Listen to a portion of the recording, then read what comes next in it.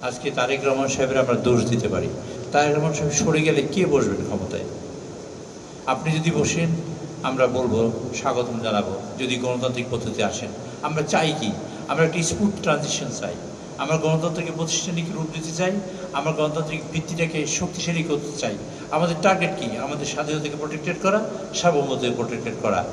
আমরা কি আমাদের এই ফাঁসির মঞ্চের ফসল, আমরা জেল জুলুমের ফসল, গুমের ফসল, আয়নাঘরের ফসল।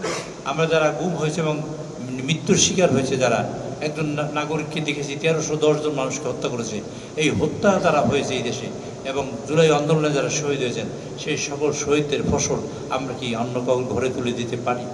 আমরা কি তা দেব? আমরা যদি ন্যায় দিতে চাই, তবে আমাদের নিজেদের জ্ঞান বুদ্ধি দিয়ে, আমাদের মননশীলতা দিয়ে, আমাদের অভিজ্ঞতা দিয়ে আমাদের সিদ্ধান্ত নিতে হবে আমরা করব কি।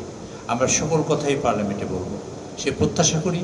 আবেদন জানাচ্ছি আপনাদের সকলের কাছে, বিশেষ করে আমাদের মাননীয় সংসদ সদস্যবৃন্দ, যারা সরকারি দল এবং বিরোধী দল, যারা যেখানে আছেন, আমরা সমস্যাকে নিয়ে আসি পার্লামেন্টে, সমাধানও করবো পার্লামেন্টে। এবং আমাদের যদি কোনো সমস্যা, যদি কোনো ক্রাইসিস তৈরি হয়, আমরা আলোচনা করব। আলোচনার দরজা আমাদের সবসময়ের জন্য খোলা থাকবে। আমরা জুলাই সনদ নিয়ে একটা সমস্যায় পড়েছি। জুলাই সনদ বা সংস্কার, আমরা বলেছি সংবিধান সংশোধন করব, কেউ বলেছে সংস্কার করব। আমরা করব কি? অ্যাকচুয়ালি আমরা করব এটা যেটা আমাদের দরকার, সেইটাই আমাদের দরকার। কি আমাদের দরকার?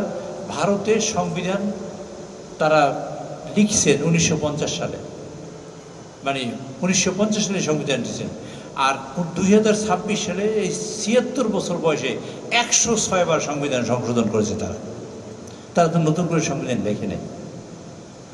সংবিধানে একটা কমা, দাড়ি, সেমিকোলন, এটা পরিবর্তন হয় সংস্কার। একটা লাইন পরিবর্তন হয় সংস্কার। আমি জানি না এই দুইটা শব্দের মধ্যে পার্থক্য কী। একটা লাউ, একটা পদু কিনা আমি জানি না, আমি এত বিশেষজ্ঞ নই। আমি বিশেষজ্ঞদের কাছে জানতে চাই আমরা সমস্যাটা কী, আমরা সমাধান করতে চাই। আমরা যা চাই, আমরা সংবিধানে লিখতে চাই, নতুন করে লিখতে চাই, সংবিধানে সবই ইনকর্পোরেটেড হবে, এবং আমরা লিখতে চাই সংবিধানে, আমরা সেই আলোকে দেশটাকে গঠন করতে চাই। আমাদের উদ্দেশ্য একটা ভবিষ্যৎ তৈরি করা, আমাদের উদ্দেশ্য গণতন্ত্র প্রতিষ্ঠা করা, আমাদের উদ্দেশ্য নতুন জেনারেশন যারা আজকে চিত্রাঙ্কন করেছে, যারা আজকে জুলাই চেতনাকে ধারণ করবে, 71-এর চেতনাকে ধারণ করবে, তারা যেন একটা সুখী সমৃদ্ধশালী দেশ পায়, একটা দেশ পায় যেখানে তারা বসবাস করতে পারে, একটা দেশ পায় স্বাধীন দেশ, একটা দেশ পায় যেখানে সার্বভৌমত্ব থাকবে, স্বাধীনতা থাকবে। সেই দেশটা আমরা দিয়ে দিতে চাই তাদের হাতে। আমরা সেই প্রত্যাশা করে আমি আমার সুধীবৃন্দ যারা আছেন, আমাদের সরকার দলীয়, বিরোধী দলীয় সকল সদস্যবৃন্দের কাছে আমি বিনয়ের সাথে আরেকবার অনুরোধ করতে চাই, আসুন সকল সমস্যাই আমরা সমাধান করবো পার্লামেন্টে।